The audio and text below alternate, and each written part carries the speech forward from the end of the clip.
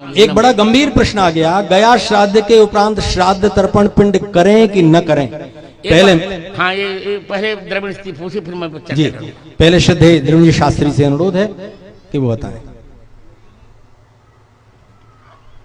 योगिनी हृदय ग्रंथ में आसाम के पास जो शक्तिपीठ है कामाख्या, वहाँ के कुछ तीर्थों का वर्णन है।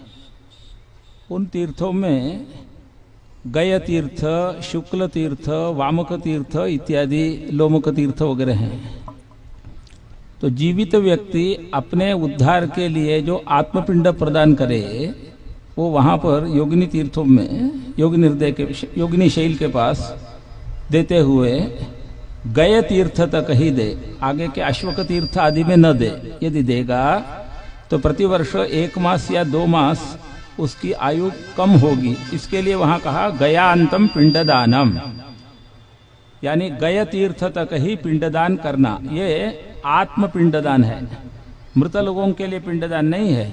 ये जीवित व्यक्ति स्वयं के उद्धार के लिए वहां पिंड दे सकता है, वो गय तीर्थ तक ही दे, आगे न दे। वहां का वाक्य है गयान्तम पिंडदानम, गय अंतम, ऐसा। तो उस भ्रम से उसको लेकर के गया के लोग बैठ गए, गयान्तम पिंडदानम इसलिए कहते हैं, उसमें तत्व नहीं है।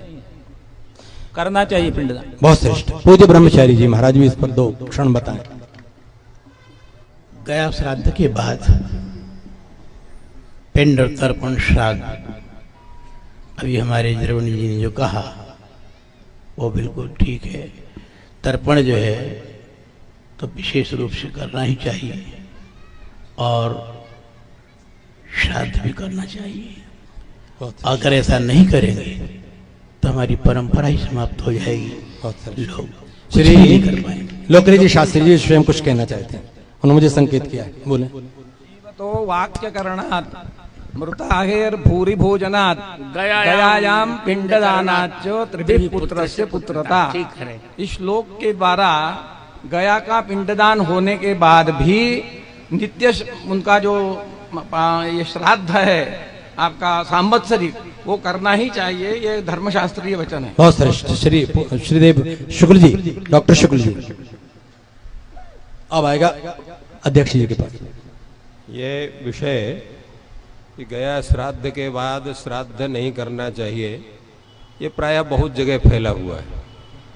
और इसी लोग गया में श्राद्ध कर देते हैं कि अब श्राद्ध करने से छुट्टी मिल जाए, ये कौन पिंडदान करे, कौन जलदान करे। तो ये शास्त्रीय विधि नहीं है। तो होता है प्रश्न ये हुआ कि जब हमने गया श्राद्ध करके मुक्त कर दिया तो पितर बचे ही नहीं, तो उनको हम श्राद्ध क्यों करें, ये भी एक प्रश्न होता है। इन दोनों प्रश्नों का समाधान ये है कि आप देखिए, श्राद्ध किए होंगे जो वो सब जानते हैं, अंत में क्या कहा जाता है, पितृस्वरूपी जनार्दन प्रियता नमम। वो पिंडदान पितरों के माध्यम से भगवान जनार्दन को आप पिंडदान करते हैं। आपको ध्यान होना चाहिए, प्रायः कहते हैं कि भाई पिंडदान जा रहा हूं, तुलसी को मत आने दो। तुलसी दल से युक्त अगर पिंडदान हो गया तो वो अत्यंत प्रसन्न हो जाते हैं पितृगण।